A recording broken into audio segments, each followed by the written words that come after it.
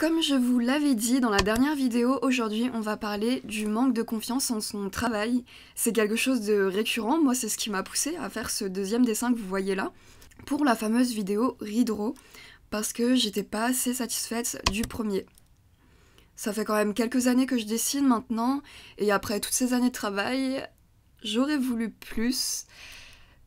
Je m'attendais à quelque chose de mieux, mais finalement, avec le recul, comme je vous l'avais dit, je commence à bien l'aimer parce que c'est ce qui me ressemble le plus, que ce soit au niveau de la stylisation des traits du visage ou avec l'utilisation de la peinture à l'huile pour le foulard et la veste. D'un côté, c'est ce que j'aime dans le dessin, dans ma recherche d'un style qui m'est propre, qui est unique à moi, c'est que d'un côté, on peut pas trop se mentir à soi-même. Souvent, quand je fais mes brouillons, mes croquis, je recommence le même dessin plusieurs fois, beaucoup de fois. Je veux que le résultat soit le mieux possible, et ça devrait être plutôt dans une vidéo qui a pour thème le perfectionnisme. Mais c'était pour dire que ce manque de confiance, ça a un double tranchant. À la fois ça m'aide à progresser, à faire du mieux possible, en tout cas le mieux que je peux à l'instant T où je fais mon dessin et que je le recommence plein de fois, mais c'est aussi une prise de tête pas possible. Je sais pas si au final ça ralentit pas, parce que quand on se pose trop de questions, c'est bien de se poser des questions, mais trop de questions, est-ce que au final ça ralentit pas? Ce manque de confiance vient aussi du fait qu'on se met trop la pression sur le résultat. Et là, en l'occurrence, le résultat de sa peinture ou de son dessin. On pense plus au résultat final, alors que ce qui compte le plus, c'est le processus, c'est le fait même de dessiner. Parce que si on n'aimait pas ça, bah on ferait pas ça.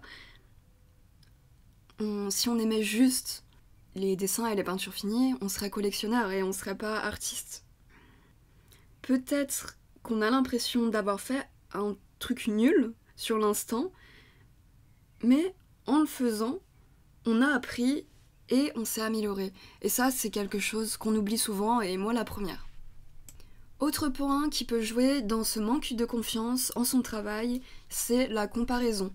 Alors déjà qu'on a souvent tendance à se comparer soi-même, avec soi-même, par exemple avec ses anciennes réalisations, ses anciens dessins.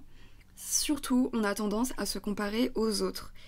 Et le problème, c'est qu'on ne connaît pas les coulisses des autres artistes qu'on admire, que ce soit les artistes, les grands peintres de l'histoire de l'art ou des artistes qu'on aime suivre sur Instagram.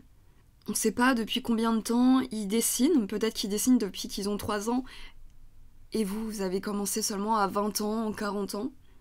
Vous voyez que déjà, on part pas tous du même point de départ. Et aussi, on dessine pas le même temps dans la journée.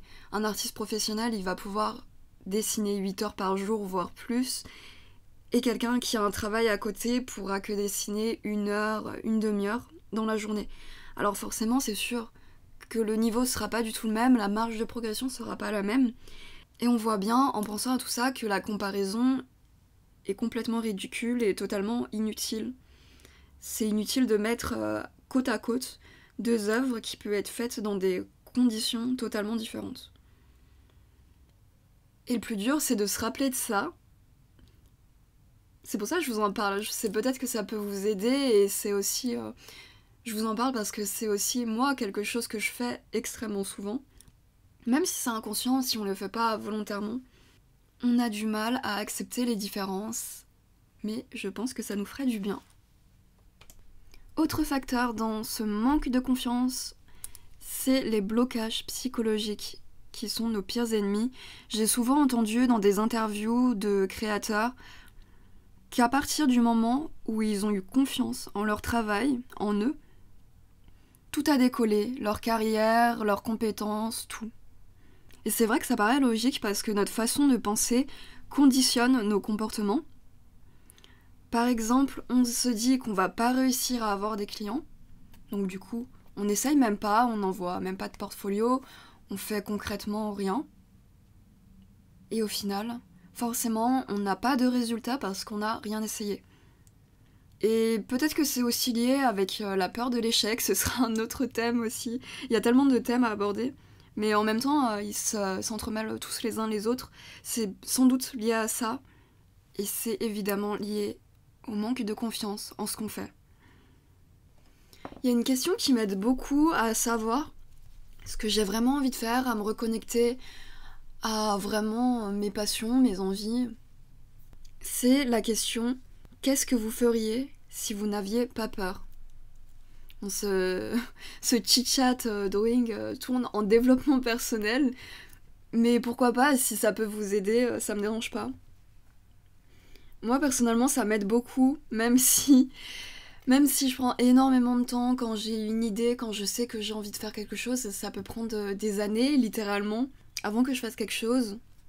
La chaîne YouTube, je voulais la commencer depuis longtemps, depuis déjà 2018. Donc du coup j'avais créé un site internet où je publiais des articles surtout sur les peintres, sur l'histoire de l'art, et des fois sur le dessin aussi. J'ai créé après ma première chaîne YouTube en 2019, donc un an après, et je publiais pas souvent, je publiais même pas une fois par mois. Et là, finalement, en 2021, je me suis lancée vraiment dans cette aventure. Et voilà, ça a pris énormément de temps. Mais je savais que je voulais faire ça en m'étant posé cette question-là. Qu'est-ce que je ferais si j'avais pas peur? Peut-être que ça, en vous posant cette question, ça peut vous aider à savoir ce que vous avez vraiment envie. Et c'est pas grave si vous prenez du temps à le faire, parce que en réalité, on a peur, donc on prend plus de temps, mais le plus important, c'est de le faire au final. J'espère que ce format chit-chat drawing vous a plu, que ça vous a peut-être motivé, que ça vous a aidé, ou en tout cas que ça vous a parlé.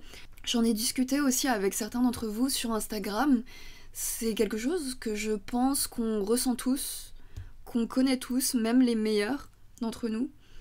Et de montrer un peu ses faiblesses, je pense qu'au contraire c'est une force, et que ça sert à rien de montrer toujours le meilleur de nous-mêmes. Au final, les gens se reconnaissent pas dans ces autres personnes-là, et puis c'est vrai, enfin, si les gens montrent que le meilleur d'eux-mêmes, c'est pas eux-mêmes en entier. Donc je vous retrouve dans une prochaine vidéo. N'hésitez pas à aimer, à mettre un commentaire si vous avez quelque chose à dire, et à vous abonner pour soutenir la chaîne. Et je vous retrouve bientôt dans une prochaine vidéo. Bye!